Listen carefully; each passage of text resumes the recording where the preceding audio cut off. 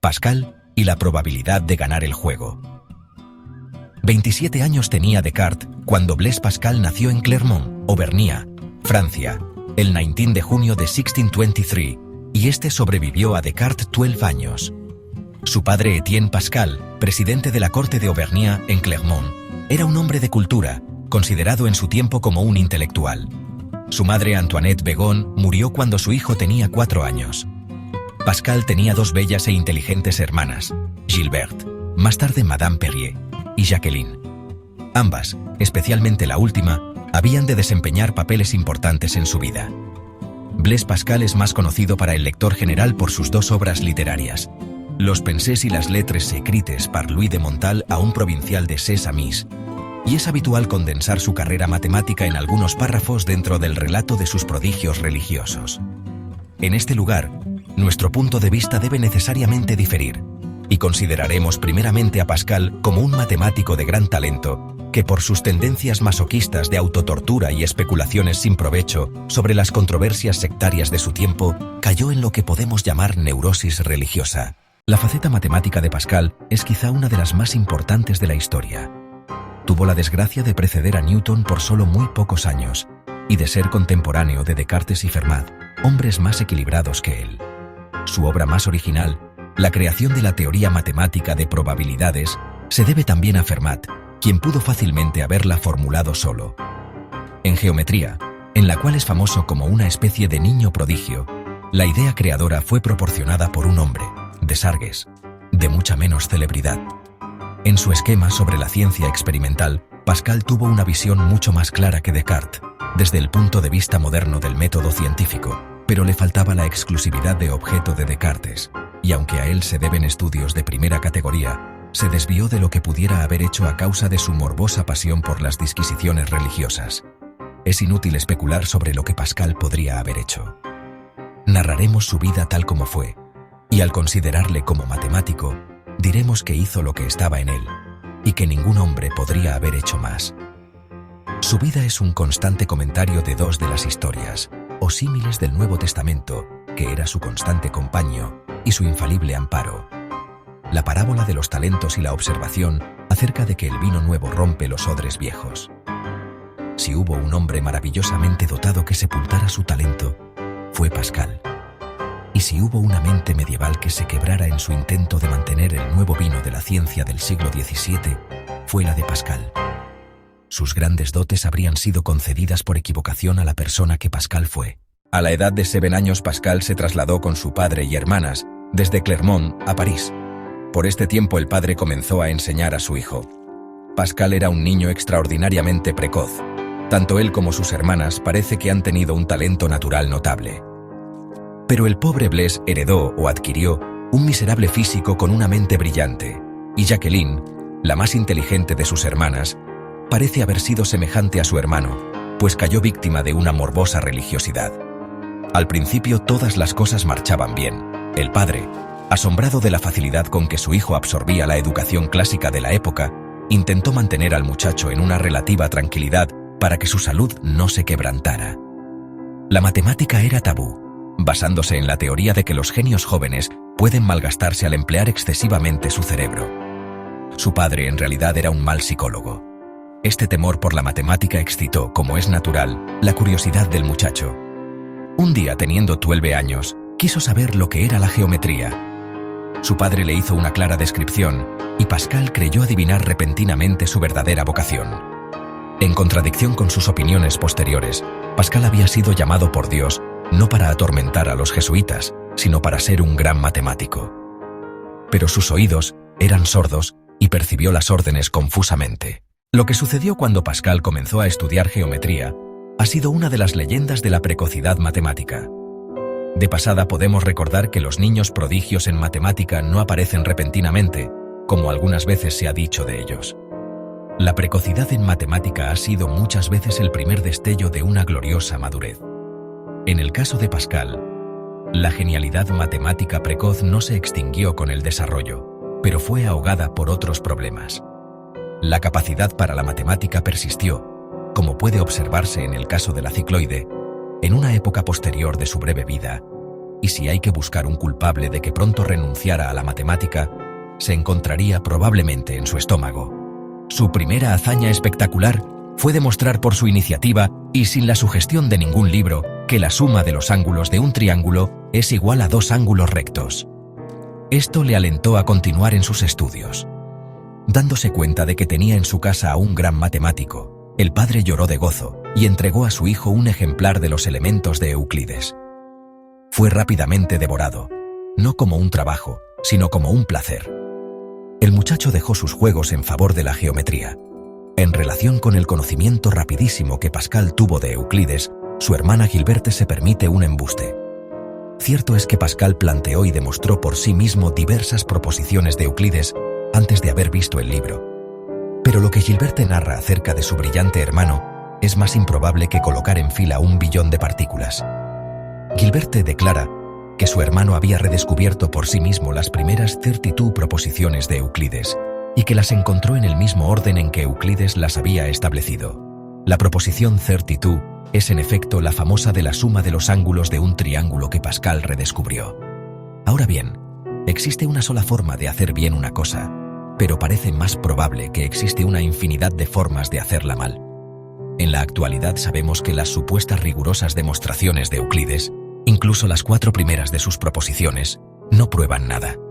El hecho de que Pascal cayera en los mismos errores que Euclides por su propia cuenta es una historia fácil de contar pero difícil de creer. Podemos, sin embargo, perdonar esta fanfarronada de Gilbert.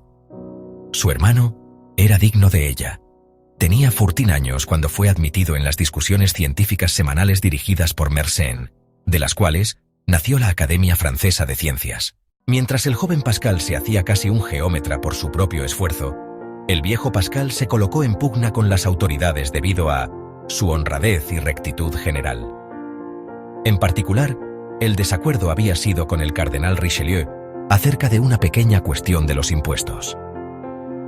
El cardenal estaba irritado, y la familia de Pascal se ocultó hasta que la tormenta pasara. Se dice que la bella e ingeniosa Jacqueline salvó a la familia y restableció las relaciones de su padre con el cardenal, gracias a su brillante actuación en una fiesta celebrada para la diversión de Richelieu, donde actuó de incógnito. Al preguntar el nombre de la encantadora joven artista que le había cautivado, y al decirle que era la hija de su pequeño enemigo, Richelieu perdonó generosamente a toda la familia y colocó al padre en un cargo político en Rouen. Teniendo en cuenta lo que se sabe de esa vieja serpiente que fue el cardenal Richelieu, esta agradable historia es probablemente un mito. De todos modos, la familia Pascal encontró un cargo y tranquilidad en Rouen. Allí el joven Pascal conoció al dramaturgo Corneille, que quedó muy impresionado por el talento del muchacho. A la sazón Pascal era esencialmente matemático, y Corneille seguramente no pudo sospechar que su joven amigo llegara a ser uno de los grandes creadores de la prosa francesa. En este tiempo Pascal estudiaba incesantemente. Antes de cumplir los 16 años, alrededor del año 1639, demostró uno de los más bellos teoremas de toda la geometría. Por fortuna se puede explicar en términos comprensibles para cualquiera. Sylvester, un matemático del siglo XIX del que nos ocuparemos más tarde, lo llamó el gran teorema de Pascal. En primer término, expondremos una forma especial del teorema general que puede ser construido con solo el uso de una regla. Consideremos 2 líneas rectas que se cortan, L y L y T. En one marcar 3 puntos diferentes, A, B, C, y en one otros 3 puntos diferentes, A, B, C. Unir estos puntos por rectas del siguiente modo: A y B, A y B, B y C, B y C, C y A, C y A. Las 2 rectas de cada uno de estos pares se cortan en un punto. Tenemos así 3 puntos. El caso especial del teorema de Pascal que nosotros ahora describimos expresa que estos 3 puntos están en línea recta. Antes de dar forma general al teorema, mencionaremos otro resultado igual al precedente. Es el obtenido por Desargues, 1593–1662. Si las 3 líneas rectas que se obtienen uniendo los vértices de 2 triángulos XYZ y XYZ coinciden en un punto, las 3 intersecciones de los pares de lados correspondientes están en línea recta. En el capítulo 11 hemos expuesto lo que es una sección cónica. Imaginemos cualquier sección cónica, por ejemplo una elipse. Sobre ella se marcan 6 puntos cualesquiera: A, B, C, D, E, F. y se unen en este orden por líneas rectas. Tenemos así una figura de 6 lados, inscrita en la sección cónica, en la cual AB y D, BC y EF, CD y FA son pares de lados opuestos. Las 3 rectas que determinan los 6 vértices se cortan en un punto. Los 3 puntos de intersección están en línea recta. Este es el teorema de Pascal. La figura que proporciona es lo que él llama hexagrama místico. Probablemente demostró primero su exactitud para un círculo y luego lo amplió por proyección a cualquier sección cónica. Solo se requiere una regla y un par de compases si el lector desea ver que la figura es igual para un círculo. Pueden mencionarse diversas cosas asombrosas acerca de esta maravillosa proposición, y no es la menos importante la de que fue descubierta y probada por un muchacho de 16 años.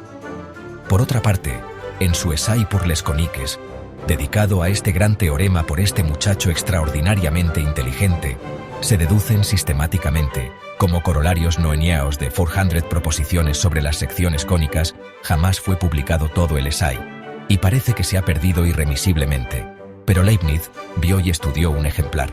Además, el tipo de geometría de Pascal difiere fundamentalmente de la de los griegos. No es métrica, sino descriptiva o proyectiva. Este teorema basta por sí mismo para abolir la estúpida definición de la matemática, heredada de Aristóteles y reproducida algunas veces en los diccionarios, como la ciencia de la cantidad. No existen cantidades en la geometría de Pascal. Para ver lo que significa la proyección del teorema, imaginemos un cono circular de luz que surja de un punto y atraviese una lámina plana de vidrio estando el cono en diversas posiciones. La curva que limita la figura en que la lámina corta al cono es una sección cónica. Si se traza el hexagrama místico de Pascal sobre el cristal para cualquier posición determinada y se coloca otra lámina de cristal a través del cono de modo que caiga sobre ella la sombra del hexagrama, tal sombra será otro hexagrama místico, con sus 3 puntos de intersección de pares opuestos de lados que están en línea recta. Es decir, el teorema de Pascal es invariante, no cambiado, en proyección cónica. Las propiedades métricas de las figuras estudiadas en la geometría elemental no son invariantes en proyección. Por ejemplo, la sombra de un ángulo recto no es un ángulo recto en todas las posiciones de la segunda lámina. Es natural que este tipo de geometría proyectiva o descriptiva sea una de las geometrías naturalmente adaptadas a algunos de los problemas de perspectiva. El método de proyección fue usado por Pascal para probar su teorema, pero había sido ya aplicado por Desargues para deducir el resultado antes expuesto, referente a 2 triángulos en perspectiva. Pascal reconoció a Desargues el mérito de su gran invención. Desde la edad de 17 años hasta el final de su vida, a los 39, Pascal pasó pocos días sin dolor. Una dispepsia hizo de sus días un tormento, y un insomnio crónico hizo de sus noches una constante pesadilla. Sin embargo, trabajó incesantemente. A los 18 años, inventó y construyó la primera máquina calculadora de la historia, el antepasado de todas las máquinas calculadoras que han desplazado verdaderos ejércitos de empleados en nuestra generación. 5 años más tarde, en 1646, Pascal sufrió su primera conversión. No fue profunda, posiblemente debido a que Pascal tenía solo 23 años y estaba aún absorbido en su matemática. Desde ese tiempo, la familia, que había sido devota, cayó en una apacible locura. Es difícil para un hombre moderno imaginar las intensas pasiones religiosas que inflamaron el siglo XVII, que separaron familias y que dieron lugar a que países y sectas que profesaban el cristianismo se lanzaran unos contra otros. Entre los aspirantes a ser reformadores religiosos de la época se hallaba Cornelius Jansen, 1585–1638, un ardiente holandés que llegó a ser obispo de Ypres. Estaba convencido de que Dios le había elegido especialmente para atormentar a los jesuitas en esta vida y prepararles para la condena eterna en la otra. Esta era lo que él llamaba su misión. La familia de Pascal abrazó entonces, 1646, aunque no demasiado ardientemente al principio, el desagradable credo del jansenismo. Así, Pascal, a la precoz edad de 23 años, comenzó ya a marchitarse. En el mismo año todo su aparato digestivo funcionaba mal y además sufrió parálisis temporales, pero no estaba muerto intelectualmente. Su grandeza científica dio nuevos destellos en el año 1648, aunque en una dirección completamente nueva. Estudiando las obras de Torricelli, 1608–1647, sobre la presión atmosférica, Pascal le superó, demostrando que comprendía el método científico que Galileo, el maestro de Torricelli, había dado al mundo. Mediante experimentos con el barómetro que él sugirió, Pascal demostró los hechos ahora familiares para todos los estudiantes de física, referentes a la presión de la atmósfera. Por sugestión de Pascal, Perrier realizó el experimento de transportar un barómetro hasta el Puy de Dôme, en Auvernia, y observó el descenso de la columna de mercurio cuando la presión atmosférica decrecía. Más tarde, Pascal, al volver a París con su hermana Jacqueline, repitió el experimento por sí mismo. Poco después de que Pascal y Jacqueline volvieran a París, se unieron a su padre, a la sazón nombrado consejero de Estado. Por entonces, la familia recibió la visita un tanto formal de Descartes. Él y Pascal charlaron acerca de muchas cosas, incluso del barómetro. Poca cordialidad existía entre los dos. Por una parte, Descartes se oponía abiertamente a creer que el famoso Essai pour le Conix hubiera sido escrito por un muchacho de 16 años. Una tercera causa de enemistad era proporcionada por sus antipatías religiosas. Descartes, que solo había recibido atenciones de los jesuitas, tenía por ellos gran aprecio. Pascal, que seguía al devoto Jansen, odiaba a los jesuitas más que el demonio odia el agua bendita. Y finalmente, según la cándida Jacqueline, tanto su hermano como Descartes sentían celos recíprocos. La visita fue más bien un frío acontecimiento. El buen Descartes, sin embargo, dio a su joven amigo algunos excelentes consejos con un espíritu verdaderamente cristiano. Aconsejó a Pascal que siguiera su propio ejemplo y que permaneciera en cama todos los días hasta las 11 de la mañana. Para el arruinado estómago de Pascal describió una dieta que se componía tan solo de caldo. Pero Pascal no hizo el menor caso de estos consejos, posiblemente debido a que procedían de Descartes. Una de las cosas de que Pascal más carecía era del sentido del humor. Por entonces, comenzó a decaer el interés que Jacqueline sentía por el genio de su hermano, y en el año 1648, a la impresionante edad de 23 años, Jacqueline declaró su intención de trasladarse a Port-Royal, cerca de París, el principal asiento de los jansenistas de Francia, para ingresar en un convento. Su padre se opuso tenazmente al proyecto, y la devota Jacqueline concentró sus frustrados esfuerzos en su pobre hermano. Por entonces, la familia volvió a Clermont durante 2 años. En estos 2 rápidos años, Pascal parece haber sido casi un ser medio humano. Hasta el recalcitrante estómago, sometido a una disciplina racional, dejó de atormentarle durante largos meses. Se dice por algunos, y se niega violentamente por otros, que Pascal, durante este sano intermedio y durante algunos años más tarde, descubrió los usos predestinados del vino y de las mujeres. Él nada confiesa, pero estos bajos rumores pueden haber sido nada más que rumores. Después de su muerte, Pascal pasó rápidamente a la agiocracia cristiana, y todos los ensayos para descubrir los hechos de su vida como ser humano fueron rápidamente anulados por facciones rivales, una de las cuales se esforzaba por demostrar que era un fanático devoto, y la otra un ateo escéptico. Durante estos venturosos años, la morbosa santidad de Jacqueline continuó actuando sobre su frágil hermano. Por un capricho de la ironía, Pascal, que al presente se había convertido, dio lugar a que se cambiasen los papeles, y empujó a su muy piadosa hermana a que ingresara en el convento. Encontrará más racional la explicación de que existían malsanas relaciones entre Pascal y su hermana soltera, y no las sancionadas por la tradición. Cualquier lector moderno de los Pensées debe quedar sorprendido. Por ciertas cosas, los desatinos de Pascal en los Pensées acerca de la lujuria le descubren de un modo completo, y también lo atestiguan los hechos bien probados de su furor completamente antinatural cuando veía a su hermana casada Gilberte acariciar a sus hijos. Los modernos psicólogos, no menos que los antiguos con sentido común, han hecho notar frecuentemente la notable relación entre la represión sexual y el morboso fervor religioso. Pascal sufría de ambos y sus inmortales Pensées son un brillante, aunque algunas veces incoherente testimonio de sus excentricidades puramente fisiológicas. Si el hombre hubiera sido suficientemente humano para no contrariar a su naturaleza, hubiera podido vivir, desarrollar todo lo que en él había, en lugar de ahogar su mejor mitad bajo un cúmulo de misticismo sin significación y absurdas observaciones sobre la grandeza y miseria del hombre. Siempre sin reposo, la familia volvió a París en 1650. Al año siguiente el padre murió. Pascal aprovechó la ocasión para escribir a Gilberte y su marido un largo sermón acerca de la muerte en general. Esta carta ha sido muy admirada. No necesitamos reproducirla aquí, pues el lector que desee formar su opinión puede fácilmente encontrarla. Es un misterio difícil de comprender por qué esa pedante efusión de confusa y cruel moralidad, aprovechando la muerte de un pariente posiblemente muy querido, haya podido despertar la admiración en lugar de desprecio para su autor. Un resultado más práctico de la muerte del padre fue la oportunidad que se le ofreció a Pascal para administrar las propiedades y reanudar sus relaciones con sus parientes. Alentado por su hermana Jacqueline, marchó a Port-Royal, pues su padre ya no podía oponerse. Sus dulces relaciones con el alma de su hermano se hallaban ahora salpicadas por una discordia muy humana acerca de la división de las propiedades. Una carta del año anterior, 1650, revela otra faceta del carácter reverente de Pascal, o posiblemente su envidia por Descartes.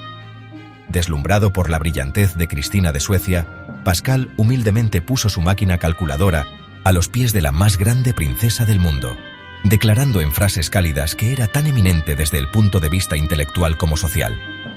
No se sabe lo que Cristina hizo con la máquina, pero lo cierto es que no invitó a Pascal para reemplazar a Descartes.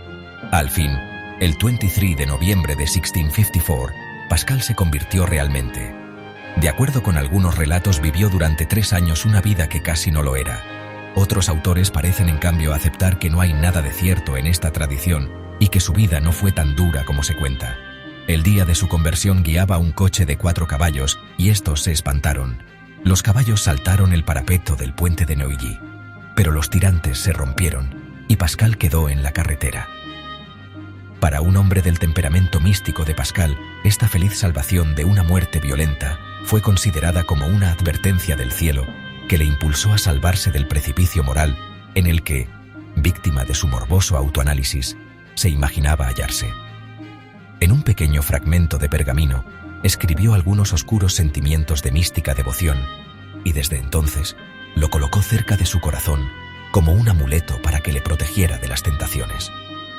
Desde entonces creyó estar en gracia y durante el resto de su vida sufrió alucinaciones en las que veía un precipicio ante sus pies. Jacqueline, ahora novicia del convento de Port-Royal, vino en ayuda de su hermano. Pascal volvió la espalda al mundo y fijó su residencia en Port-Royal para dedicar su talento a la contemplación. Esto ocurría en 1654, cuando Pascal tenía 31 años, habiendo completado el cálculo de probabilidades. Su vida en Port-Royal era sana, y la rutina benefició considerablemente su precaria salud. Escribió las famosas cartas provinciales para ayudar a salvar a Arnauld de la acusación de herejía. Estas cartas son obras maestras de controversia que infringieron a los jesuitas un golpe devastador. Pascal volvió a la matemática en ocasión del famoso caso de la cicloide, curva bellamente proporcionada descrita por un punto fijo sobre una rueda que gira. Apareció en la literatura matemática en 1501, cuando Charles Babbage la describió.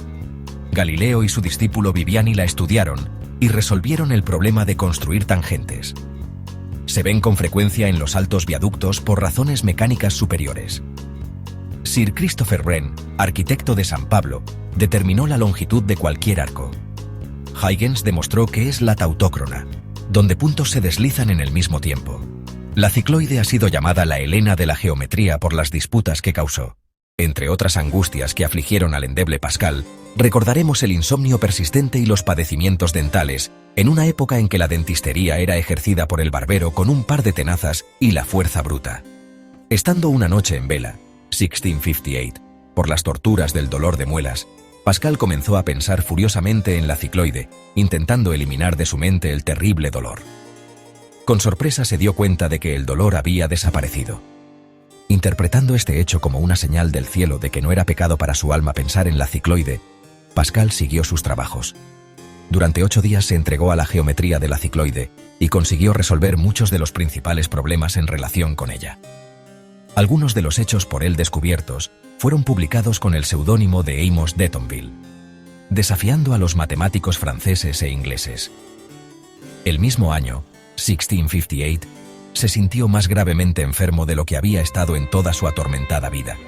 Incesantes dolores de cabeza le impedían conciliar el sueño. Sufrió durante 4 años, viviendo cada vez más ascéticamente. En junio de 1662, cedió su propia casa a una familia pobre que padecía viruela, como un acto de abnegación, y fue a vivir con su hermana casada. El 19 de agosto de 1662, su infortunada existencia terminó entre terribles convulsiones. Pascal murió a la edad de 39 años. El post-mortem reveló lo que ya se esperaba respecto al estómago y órganos vitales, descubriéndose también una grave lesión en el cerebro.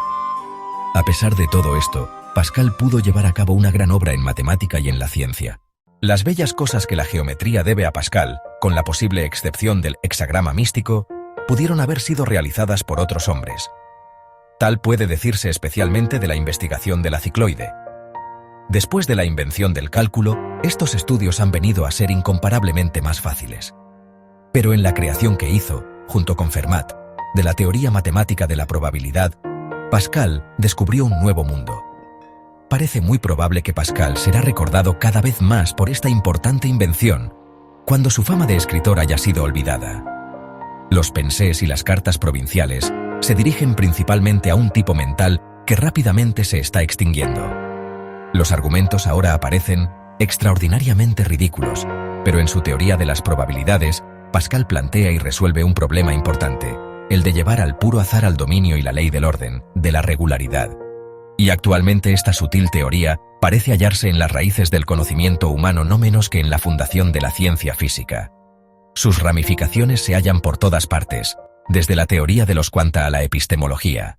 Los verdaderos fundadores de la teoría matemática de la probabilidad fueron Pascal y Fermat, quienes desarrollaron los principios fundamentales de los problemas en una interesante y abundante correspondencia durante el año 1654. Esta correspondencia se encuentra en las Œuvres de Fermat, editadas por P. Tannery y C. Henry, volumen 2, 1904. Las cartas muestran que Pascal y Fe